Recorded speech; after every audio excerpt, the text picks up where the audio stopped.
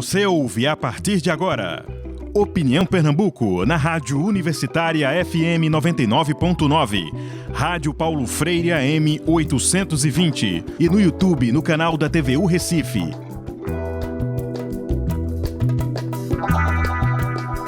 Boa noite.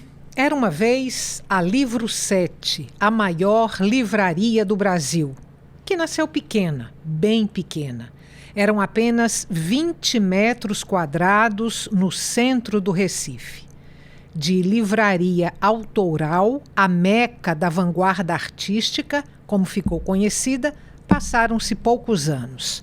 Seu fundador, Tarcísio Pereira, é hoje patrono da leitura de Pernambuco, título conferido pela Assembleia Legislativa. Acontece que a Livro 7 fechou suas portas, mas sua história, como não poderia deixar de ser, virou livro. O autor do livro é o jornalista Homero Fonseca, entrevistado de hoje do nosso programa. Eu sou Estela Mari Saldanha e o Opinião Pernambuco está sendo transmitido pela Rádio Universitária FM e pela Rádio Paulo Freire AM. Homero, gratíssima pela sua presença hoje aqui. E eu queria começar essa nossa conversa pelo livro. Quando e por que você escolheu escrever um livro sobre Tarcísio Pereira e sobre a Livro 7? Primeiramente, boa noite a todos que estão vindo. Boa noite, Estela. Obrigado a você e a sua produção pelo convite. Eu já lhe disse em off e digo agora em on, sou seu fã. Você é uma jornalista extraordinária, uma entrevistadora de mão cheia, sabe o que está fazendo, conhece o assunto, pergunta com pertinência. E eu estou dizendo isso porque eu já fui entrevistado mais de uma vez por você. Você me deu essa honra algumas vezes. De maneiras que eu fico muito contente de estar por aqui. Agora vamos à sua pergunta. Eu sou da mesma geração de Tarcísio Pereira. Tinha diferença, ele era mais velho do que eu, alguns meses, 8, 9 meses. E vivemos uma época em que era uma época bastante complicada, mas muito criativa. Justo quando nós entramos na universidade, você conhece aquela época, um mundo imenso de conhecidos nossos, de amigos, alguns que já partiram tal, vivenciaram aquilo. Aquilo foi de uma importância enorme. A Livro 7, como você falou aí, que não era só uma livraria, era um centro cultural, um centro difusor de cultura, agregador, um centro de reunião, também de amizades, porque Tarcísio era uma figura que ele, sendo comerciante, sendo vendedor de livros, ele era mais do que isso. Ele era um verdadeiro livreiro que se interessava pelos livros, gostava de ler, gostava de ver as pessoas lendo. E mais além, por uma questão de temperamento, ele como pessoa era uma pessoa movida a afetos. Ele gostava de fazer amigos, de fazer amizades, de estar cercado de gente. Uhum. Então tudo isso formou um caldo de cultura para dar essa importância a essa livraria. Quando Tarcísio morreu de Covid, infelizmente, em janeiro de 2021, todos nós ficamos abalados. Foi uma verdadeira comoção nos meios letrados do Recife. Qualquer pessoa que estudou um pouco, que lesse, sabia quem era Tarcísio, conhecia a Livro 7, tinha um dia passado por lá. Então isso foi 1000 comentários na rede e eu fiquei como tantos amigos, que eu era amigo pessoal dele, e eu fiquei muito impactado, muito chocado, e resolvi, às vezes, a gente que escreve, tem certos momentos que a gente acha que pode fazer daquela ausência, daquele sentimento, daquela perda, fazer um produto, fazer um resultado e compartilhá-lo. Foi essa a ideia de fazer o livro. Então eu fui pesquisar, para além da minha memória, para não ficar só na minha memória pessoal. Também pedi depoimentos de muitas pessoas, alguns até depois me reclamaram, mas você não me ouviu? Eu digo, olha, era tanta gente para ouvir que eu sei que sobrou muita gente, Mas eu ia me lembrando de quem estava mais perto e mais disponível. Teve algumas pessoas que eu liguei 2, 3 vezes, não consegui falar, pulava para outra, porque é muita gente que viveu aquilo. Homero, logo na apresentação do livro, aí você escreve lá a seguinte frase: contar a trajetória de Tarcísio é fazer a biografia de uma geração, que é a geração de vocês. Mas eu diria que é contar a história de 2 ou 3 gerações. Sim, que vieram a seguir.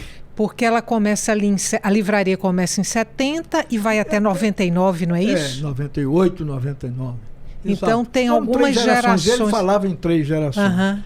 Realmente eu devia ter ele contratado para ser minha copydesk. Ah, Porque a frase eu devia ter falado nessas gerações todas.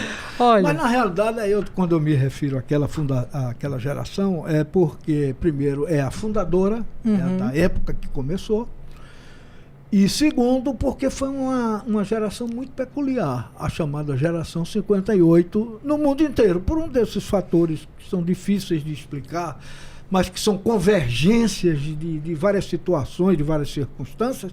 A geração 68 no mundo inteiro, e 68 foi aquela que, em 68, estava na idade da juventude, saindo do ensino médio e entrando na universidade, e que no mundo inteiro sentiu necessidade de se expressar de várias maneiras. É famoso 1968, maio, na França. Aquilo ali ficou como um ícone, como uma imagem. Mas foi no mundo inteiro, foi no Paquistão, foi no México, foi no Brasil, foi na Índia, foi na Inglaterra, foi na França, foi em Portugal, no regime salazarista. Em cada lugar desse, com uma peculiaridade e com um foco diferente. Na França, por exemplo, o foco maior eram os costumes. A meninada queria transar na faculdade e nos dormitórios, porque já havia aquela onda de amor livre, a liberação das mulheres, não sei o quê. E a família tradicional francesa, muito ainda conservadora, contra, e eles foram, a partir dali, terminou com pautas políticas. Mas, fundamentalmente, na França, foi coisa de costumes, de liberação dos costumes, que deu frutos. Nos Estados Unidos, por exemplo, foi mais a questão racial, misturado com uma questão de os jovens os jovens brancos queriam se libertar do sistema opressor familiar também. Aí veio o movimento hippie, aquela coisa toda de viver cabelos longos, viver ao léu, em comunhão com a natureza, várias divisas, várias palavras de ordem que ainda hoje são válidas. No Brasil era mais a questão da liberdade política. Estávamos sob uma ditadura. Na Índia tinha suas peculiaridades. No Japão foi um quebra-pau danado lá. Também vários choques, mistura de política com geração. Então, como Tarcísio era dessa geração, como ele, pelo temperamento, agregava pessoas. Segundo, terceiro, ele era estudante de jornalismo. O grupo de jornalismo, a turma de jornalismo, naquela época, eu fazia parte, era uma turma também muito inquieta. Paulo Brusque, eram umas figuras notáveis, de vanguardistas e tal. E esse povo todo fazendo movimento e tal. E isso aí foi convergindo para aquela pequena livraria. E que isso foi o grande impulso de se transformar a Livro 7, de servir, como você muito bem observou, a 3 gerações. Isso Tarcísio mesmo disse, porque depois de 60 a turma de 68, veio uma geração de 80 e pouco, e depois a geração dos independentes e essa coisa. Você no livro fala nas 3 fases da Livro 7, né? Quando ela começa pequenininha, ali na salinha de 20 metros quadrados, quando ela uma galeria. Quando ela vai para o casarão em frente, e depois a fase do galpão, aquela livraria gigante. Eu vou te pedir para falar um pouquinho sobre cada uma dessas fases, cada um desses momentos da Livro 7, nessa ordem. Perfeito, claro. Que eu faço isso no livro, que eu sigo a ordem cronológica, que é mais fácil para... Senão ninguém entendia. Primeira fase, a lojinha. 20 metros quadrados. Tarcísio tinha feito ele vinha de uma vivência com livros. Ele trabalhava até então na livraria Imperatriz, que ainda hoje existe, de um livreiro também muito famoso na época e muito interessante, Jacob Bernstein, e que ele considerava o professor dele e tal. E ele vivia ali no balcão, atendendo as pessoas. E ele percebeu, ele começou a amar os livros ali. Isso ele sempre contou. Mas ele começou a perceber, naquela época, em 67, 68, uma demanda muito grande por livros de ciências sociais. Sociologia, política, antropologia, psicologia, essas coisas. Em plena ditadura, hein? Em plena ditadura eram livros difíceis de encontrar. Alguns eram censurados e outros que não eram censurados, os livreiros tinham medo. Porque de vez em quando vinha um rapa da Polícia Federal e confiscava os estoques, o cabo entrava no prejuízo. Uhum. Então havia uma demanda reprimida ali. Tarcísio percebeu isso, ele era um marqueteiro intuitivo fantástico.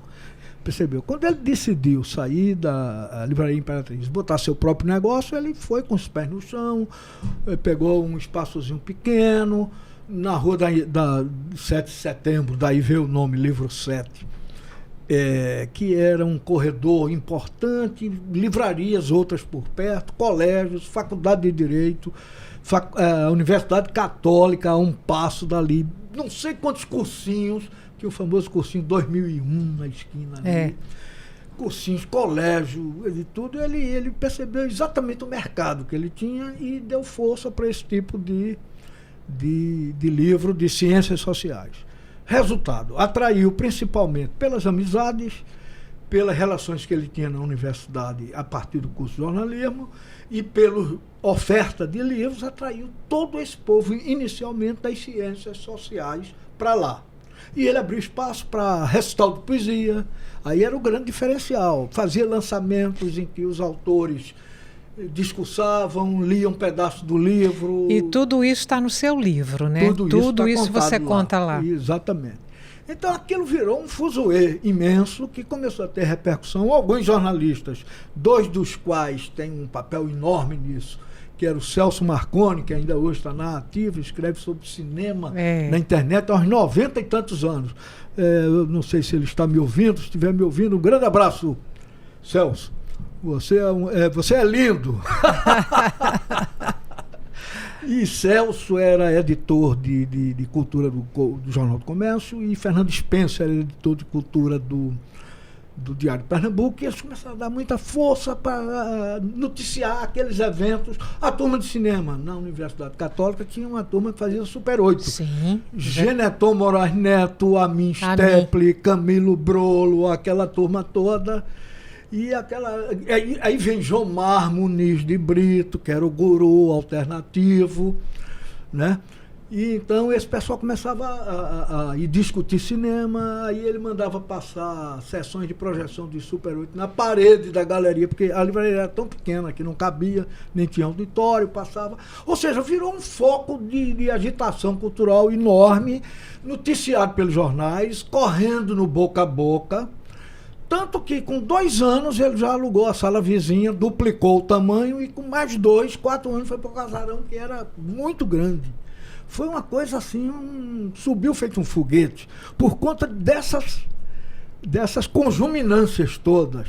E aí não tinha só a livraria, tinha o bar, tinha o teatro, tudo nesse casarão. Aí vem a segunda parte ótima que você lembrou. Aí, quando ele foi para esse espaço, ele, apesar de saber que a livraria tinha crescido, tinha aquela demanda, mas ele viu que era muito grande. Então ele abriu um espaço para a Disco 7, como você falou, abriu o Bar 7, botou o pai para tomar conta, abriu uma loja de artesanato e sublocou para outra pessoa. Aí Ivan Maurício entrou por lá nessa coisa aí chega Najib Jorge Neto para também. Todo esse povo tudo era escritor, era artista plástico, Cavani Rosa estava por lá. E o pessoal do teatro, Marcos Siqueira, tinha uma salinha, você que fez teatro, se lembra disso?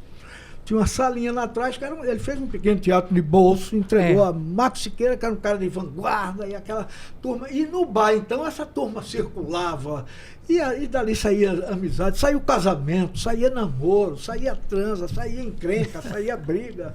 Era uma vida, a vida cultural da cidade pulsava ali, nessa segunda etapa já, no Casarão. E tanto nessa primeira fase da lojinha como do Casarão, a livraria ganhou uma fama de livraria de esquerda. Por quê? Porque a maioria dessa turma, bicho grilo todo, de várias tendências, porque ia dos hippies aos jovens da juventude comunista, tinha mesmo de todo tipo de gente que não pensava exatamente igual.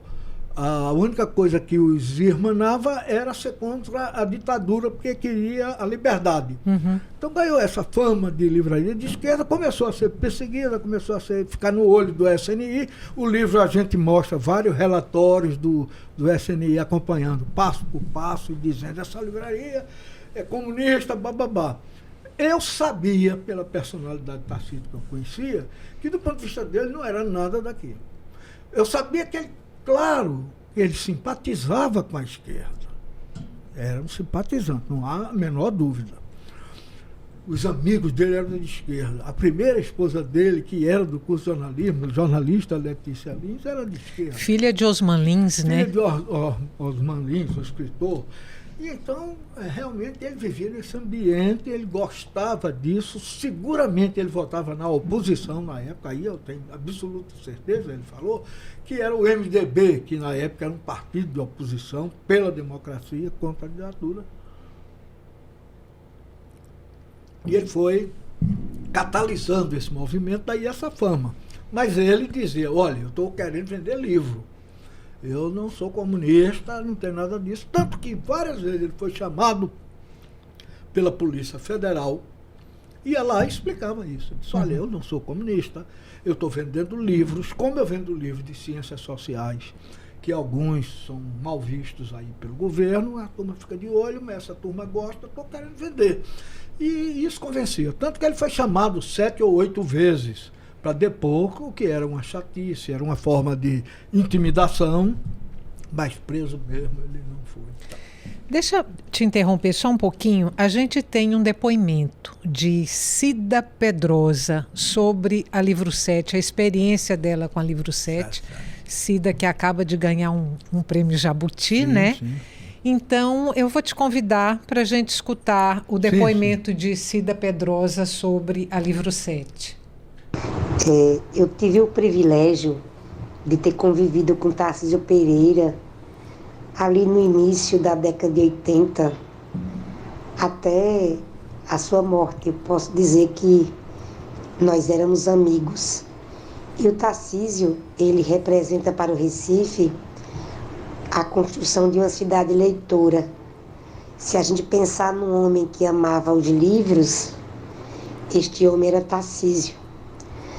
Não só porque ele foi dono da maior livraria do Norte-Nordeste, mas porque ele não se comportava como um proprietário de um comércio, e sim como livreiro, que foi como ele se intitulou a vida inteira, eu sou um livreiro, até porque ele começou assim, na Livraria Imperatriz. Livreiro é aquele que não só vende livros, mas conhece de livros, difunde o livro e a política da leitura. A Livro 7 fazia parte disso, qualquer um podia chegar e sentar na pracinha, no centro da livraria e ler um livro. E era muito comum a gente marcar a página ali com um marcador de texto e no outro dia você vinha e continuava de onde tinha parado e ler livros inteiros dentro da livraria com o apoio de Tarcísio. Eu mesma fui uma dessas, eu era estudante, nem sempre tinha dinheiro para comprar livros e li muito na livraria. A livraria era um ponto de encontros de poetas, de intelectuais, de artistas das mais diversas linguagens, porque o Tarcísio era um aglutinador de pessoas. Ele também foi um dos fundadores do bloco Nós Sofre, mas Nós Goza, que saía da frente da livraria. Então, a Rua 7 de Setembro, onde hoje está a a escultura de Tarcísio, na década de 80, era um grande polo de cultura, de articulação e difusão.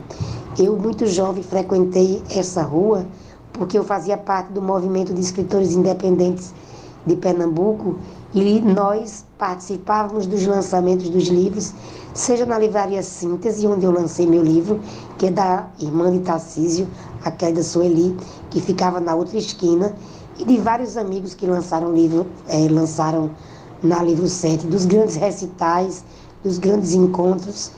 E acho que Recife era muito mais interessante naquela época. Eu não sou saudosista, mas o centro era pujante e isso era lindo. E eu tenho certeza que o céu dos poetas, o céu dos escritores, dos que amam livros, está lá acolhendo o nosso Tarcísio. Homero, você falou aí da sua amizade pessoal com Tarcísio, que você ficou muito chocado quando ele morreu, e tudo isso motivou você a escrever o livro sobre ele e sobre a Livro 7. Mas eu te pergunto se neste momento da vida brasileira, contar a história da Livro 7 é especialmente importante. Perfeitamente, Estela. Aquela experiência em plena ditadura e que só foi possível por aquelas 1000 razões que aconteceram, 1000 circunstâncias. A história é feita assim, é feita por uma sucessão de fatores que confluem num dado momento e acontece. Às vezes a história está ali se fermentando, mas não chega a acontecer porque falta algum componente para fazer aquela faísca fazer o troço lá pegar fogo.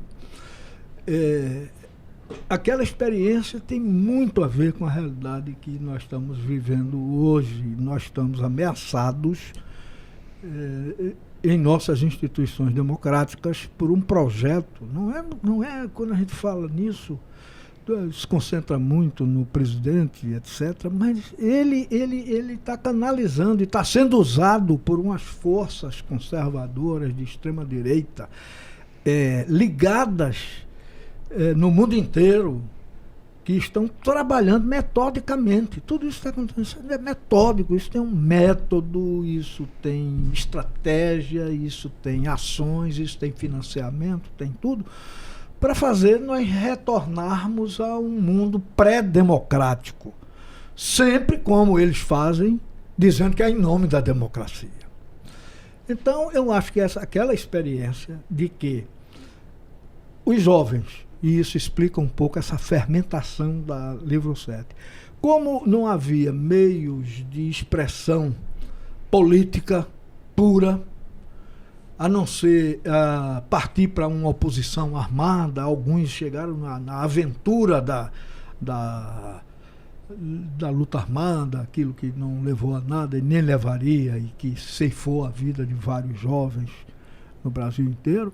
Mas aquilo foi uma minoria que foi, por várias razões, pelo temperamento, pelo radicalismo, pela generosidade e pela falta de noção do que aquilo representava, por vários fatores, e eles foram inclusive martirizados. Mas a maioria ficou querendo um espaço de expressão, e a livraria e Tarcísio e a confluência e a reunião das pessoas serviu para isso. Uhum. Então hoje, nessa situação tão periclitante que a gente está vivendo, tão perigosa, essa história não deixa de trazer suas lições, além da memória afetiva, né? Quando fala a memória afetiva vem logo, mas tem também o ensino objetivo da necessidade da resistência. Ana Clara, quando eu cheguei aqui, que é a sua assistente, falou em resistência. É minha diretora.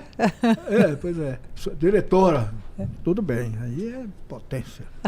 Ô, Ana Clara, muito simpática. E citou, num contexto um pouco parecido, mas não exatamente essa a palavra resistência, eu gravei aqui. E houve essa resistência. E a gente vai precisar de alguma resistência, que eu não sei como, não tenho a fórmula. Eu próprio já estou velho, já estou cansado, não sei o que é que vou fazer. Mas primeiro vamos ter esperança de aí 2 de outubro, né? 2 ou 3. Agora 30, né? Dia 30 de outubro é o segundo turno. No dia 30 de outubro a gente tem condições ainda temos bastante condições. Vão pintar o 7 daqui para lá, mas a gente tem condições. Que não é o 7 da livraria. É outro. Da livraria. É o 7 demoníaco. Homero, a gente vai fazer um intervalo agora bem curtinho, volta daqui a pouco para continuar essa conversa sobre o seu livro, Tarcísio Pereira, Todos os Livros do Mundo, e sobre a própria Livro 7. Até daqui a pouco.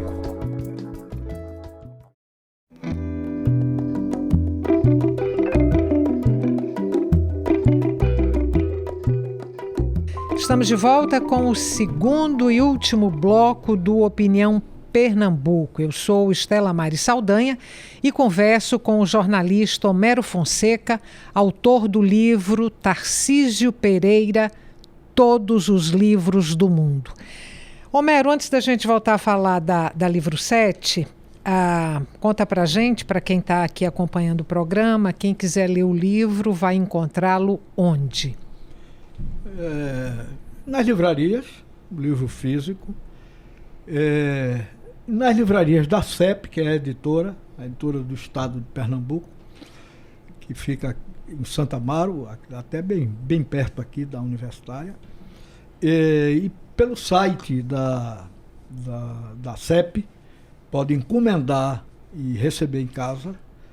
Na Amazon, tanto o físico comprado e ele remete pelo correio, como o e-book, tem um e-book também já, e você pode também ler por isso, pelo leitor digital, de maneiras que ele é bastante encontrável. Uhum.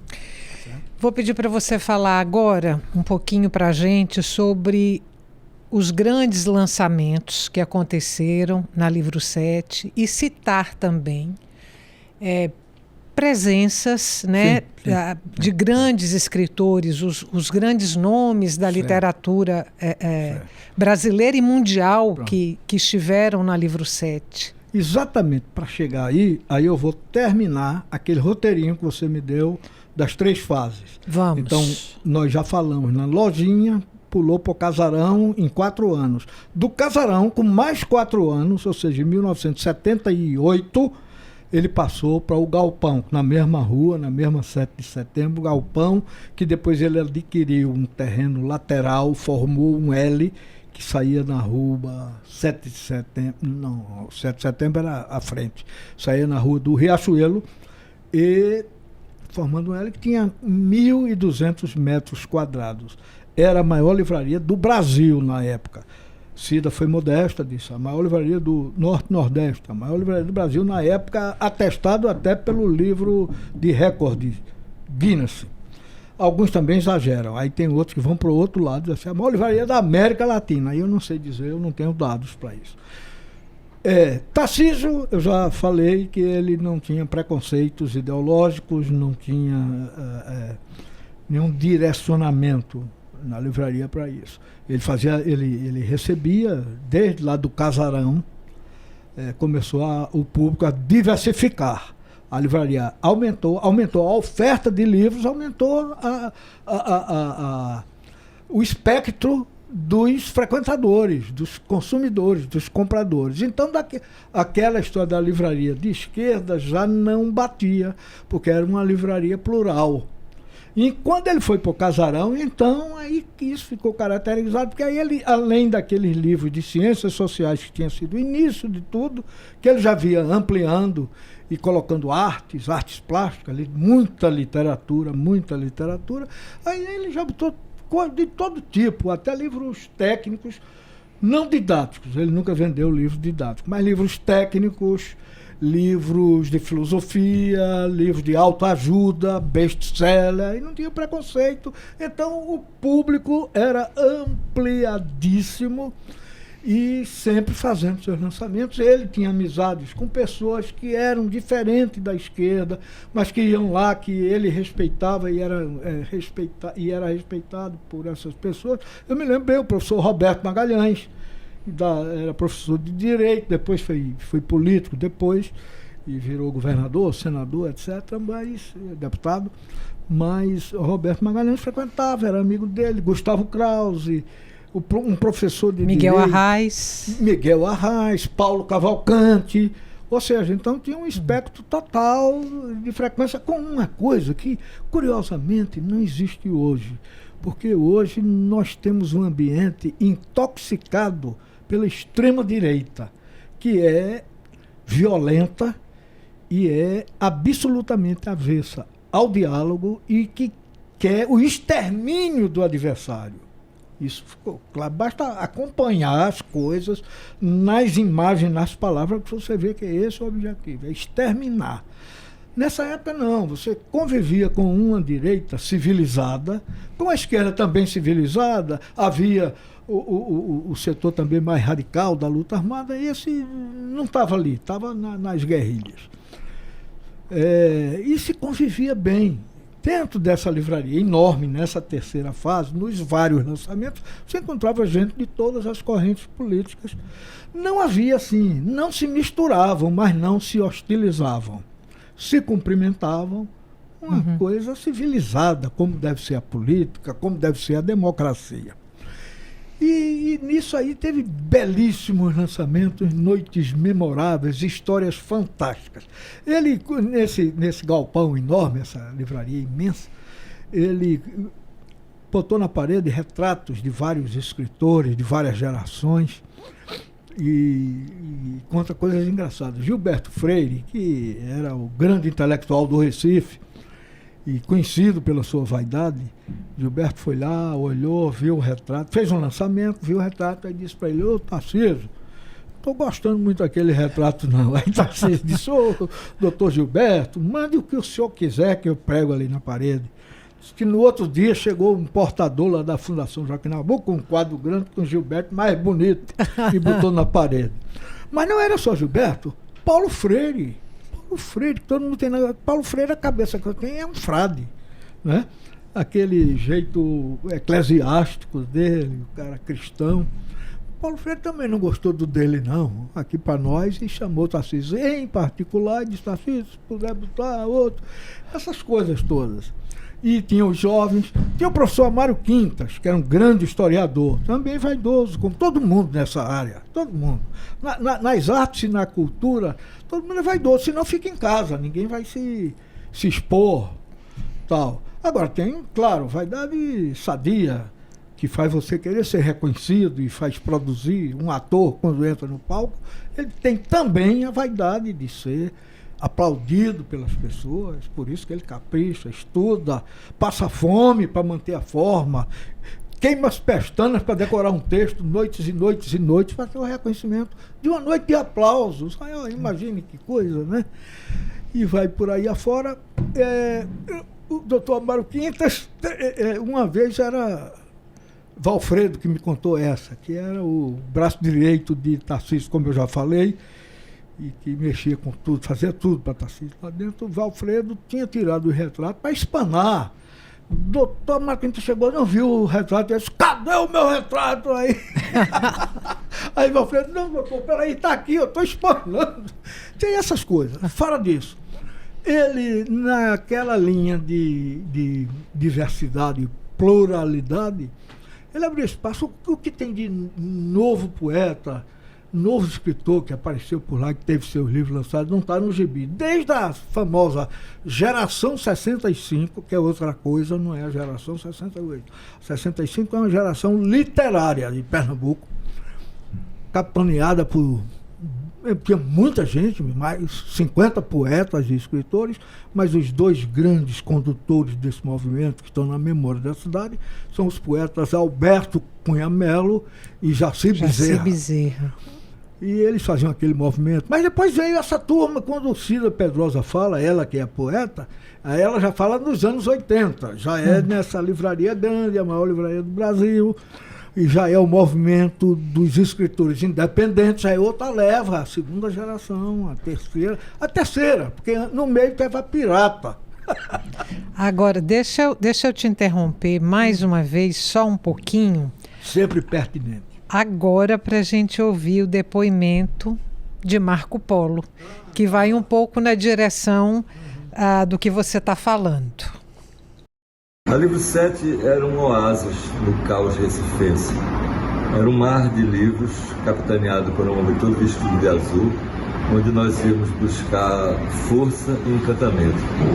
Lá nós fizemos ou participamos de lançamentos de livros, debates e palestras. Mas o episódio que mais me marcou foi com um poeta russo, um jovem poeta russo.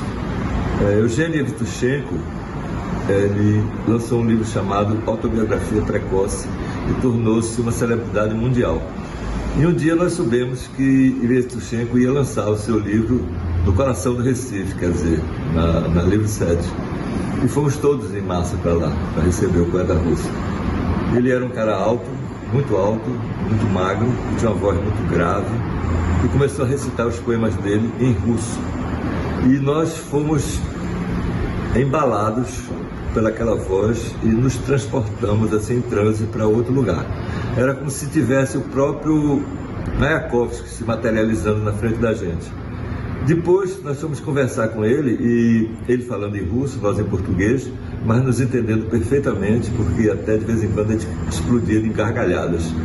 Então foi um momento mágico e inesquecível. Isso era Livro 7. Aí eu tenho aqui, anotei, né, uma frase sobre a Livro 7 que aparece lá no seu livro, no meio dos muitos depoimentos que você colheu. Eu só não anotei o autor da frase, talvez você lembre, que diz o seguinte: a nossa, se referindo ao Livro 7, claro, a nossa inesquecível Academia de Letras, Artes e Alegria de Viver. Eu não me lembro exatamente quem foi que disse. Está lá, registrado. Tem vários depoimentos desse, né? Pedro Américo, que diz assim, das pessoas mais próximo da unanimidade que eu conheço, quem estava realmente nessa linha era o Tarcísio Pereira. Uhum. E é preciso lembrar o seguinte, que o pernambucano em geral é muito avesso a isso. Nós somos conhecidos por um pessoal meio avesso a elogiar contemporâneos. Depois que o cara morre, vira santo. Mas enquanto está vivo, não se gosta muito. Ao contrário dos baianos, por exemplo, que todo mundo se festejam, meu rei, né? Meu rei, minha rainha, aquela coisa. Todo mundo é maravilhoso.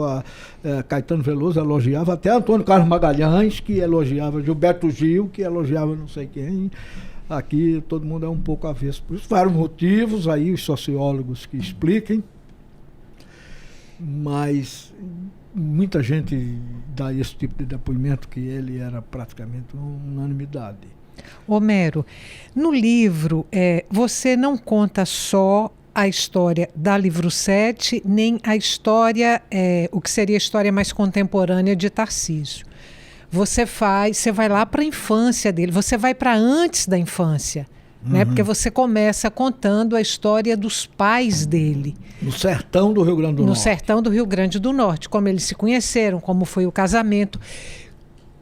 Como foi esse trabalho de pesquisa, esse garimpo? Quanto de tempo e de energia tudo isso lhe custou? Enorme. De tempo eu não sei, mas foram meses e meses nisso. Na época, por conta da pandemia, principalmente, eu não me arrisquei a viajar. Ir lá para o Rio Grande do Norte, então era por telefone e por internet, descobrir coisas, até a coisa, mas a internet você sabe, tem aqueles mapas do Google que você vê as ruas, e eu ia ver a rua da cidadezinha, que não mudou muito, onde os pais deles se conheceram, o de distrito, as coisas, conversei muito com os irmãos dele, para ver aquele ambiente e tal, porque nós sabemos que tudo isso vai influir na personalidade da pessoa. A pessoa tem o seu DNA particular, seu temperamento específico, mas esse ambiente em que ele foi criado, tudo isso vai influir muito. E que, aliás, era uma coisa que a nossa geração que viveu nessa transição entre o mundo tradicional e a revolução de costumes e o mundo moderno, era uma geração que vivia contradições.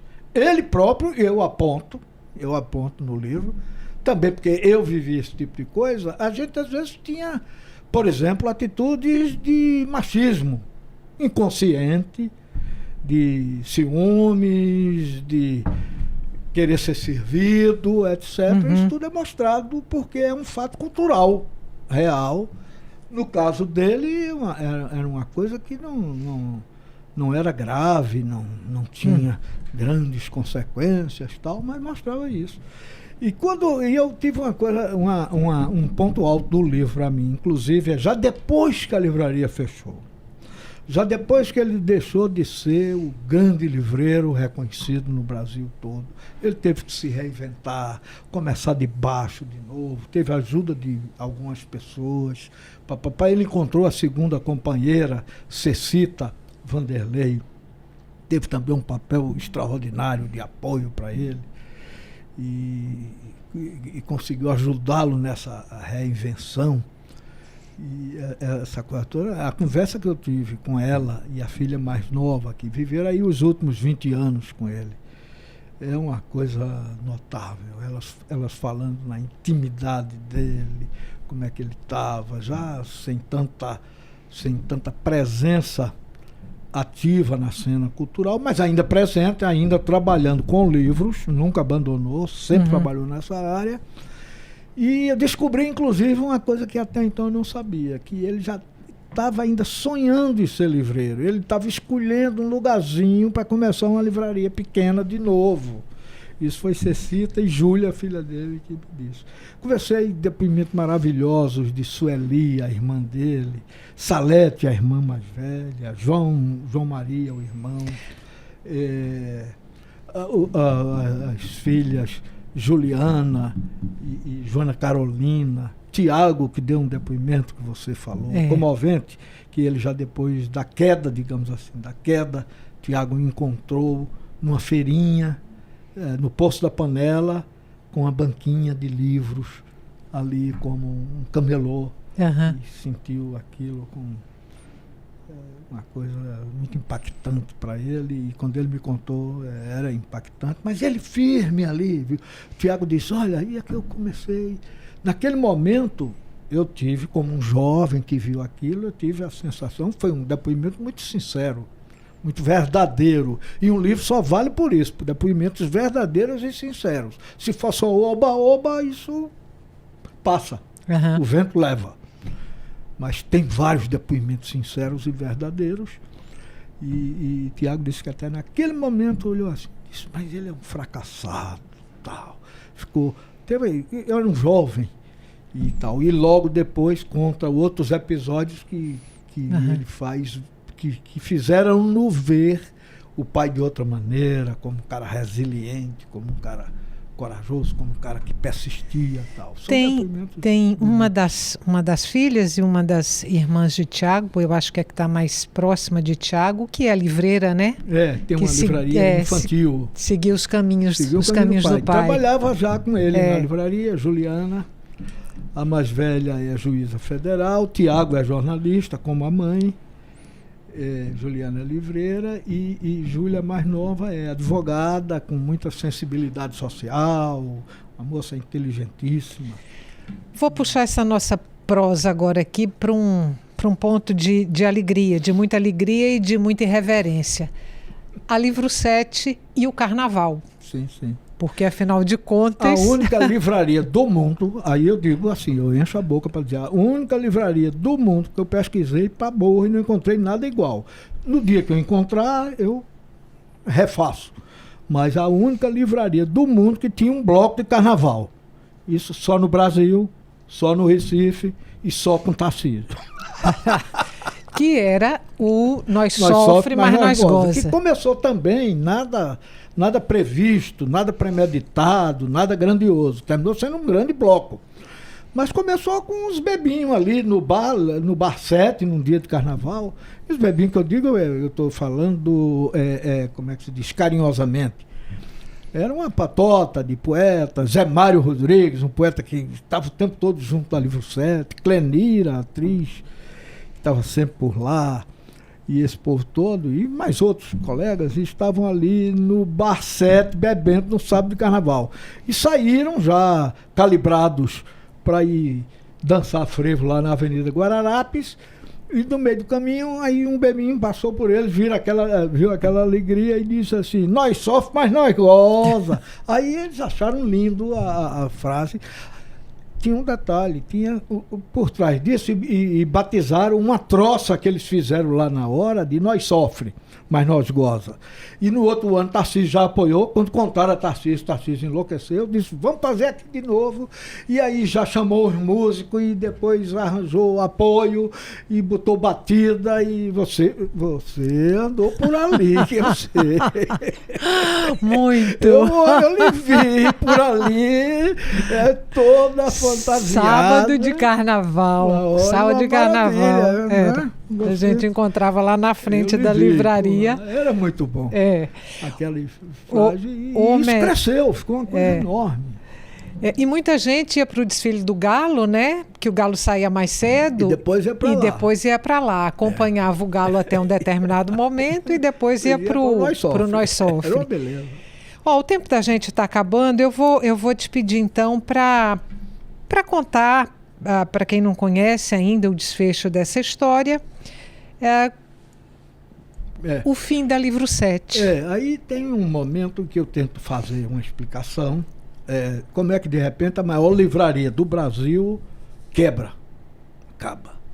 Aí é preciso entender, eu fui ouvir alguns economistas, fui ler Jornal da Época, fui juntar com depoimento de gente que viveu com Tarcísio naquele ponto, onde você vai ter uma série de fatores macroeconômicos até que influenciaram naquilo. Entre eles, por exemplo, a decadência do centro do Recife, que hoje é uma desgraça, mas esse é um processo que veio há muito tempo e que espantou a classe média, que era o principal filão de consumidor mercadológico, era o filão mercadológico da Livro 7. E mais políticas macroeconômicas e tal. E alguns descasos de Tarcísio com certas regras mais específicas de administração, porque aquilo virou um mundo enorme. Isso menos, mas influiu também, mas sobretudo essas coisas. E o tempo. Há um tempo, aquele tempo de livrarias, que existiam livrarias assim, não eram como o Livro 7, mas parecidas no Brasil inteiro. Em Goiânia tinha uma famosa livraria, a memória não me permite dizer, mas que tinha um livreiro que era parecido com aquilo, não alcançou a dimensão de Tarcísio, mas que ele reunia as pessoas e tal. No Rio de Janeiro tinha a livraria São José, antes teve a livraria José Olímpio, que marcou a época em que os livreiros estavam à frente, olho a olho com os leitores, o escritor também nesse meio conviviam. Acabou essa época, então isso também fez com que a Livro 7 acabasse. Aí vieram essas grandes redes que agora já estão, o tempo dela, cada coisa tem um ciclo econômico. Já estão se acabando também, porque o livro digital está impactando esse povo. Essas grandes redes, a Saraiva foi uma que processou a Livro 7, porque era editora também, para receber, e foi quem interditou a loja, o galpão, a grande livraria, e o estoque por uma dívida. E hoje está falindo também, está aí tentando sobreviver, está em processo. Todo dia sai notícia de que vai e tenta um acordo com os credores. Mudou o período. Então foi isso, houve uma época que mudou. É bom lembrar, mas voltar igual não volta. Bom, viva Livro 7, viva seu livro, Tarcísio Pereira, Todos os Livros do Mundo, publicado pela CEP. Acho que a gente tem aí um finalzinho, um rabichinho de programa. Vamos então ouvir o depoimento de Pedro Américo, do escritor Pedro Américo. Vivenciou também muito disso. Também sobre a Livro 7. Com esse depoimento a gente encerra e se despede por aqui. Para você que está nos acompanhando até agora, muito obrigada pela companhia. Eu conversei com o jornalista Homero Fonseca e o Opinião Pernambuco volta amanhã. Vamos escutar o depoimento de Pedro Américo. A primeira sede da Livro 7 nos permitia sentar no chão, cantar, tocar, beber no chão. Assim lancei meu primeiro livrinho sem título, impresso com apoio de Tarcísio. Era janeiro de 1973. Não fui dos amigos íntimos de Tarcísio, mas ele e eu não precisávamos disso. Do que precisávamos, igual a toda gente, era do comércio de ideias pelos livros, debates, aulas, conferências, teatro, cinema, música. Nisso, o mestre tecia sua teia, generoso, solidário à juventude rebelde e leitora, em buliçosa agitação pelos lançamentos de livros, palestras de escritores e de tantas outras figuras da inteligência nacional no Teatrinho do Casarão 7, depois no terraço da Rua do Riachuelo, livraria pátio para encontros das gerações que por ali passaram. Acredito que muita gente pensa comigo.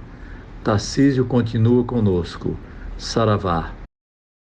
Bom, Opinião Pernambuco tem direção de Ana Clara Reis, produção de Ricardo Araújo e Andréia Rocha, colaboração dos estagiários Marília Ferreira e Alexandre Barbosa e trabalhos técnicos de Alexandre Silva. Homero, obrigada mais uma vez. Opinião Pernambuco, de segunda a sexta, das 6 às 7 da noite, na Rádio Universitária FM 99.9 e Rádio Paulo Freire AM 820.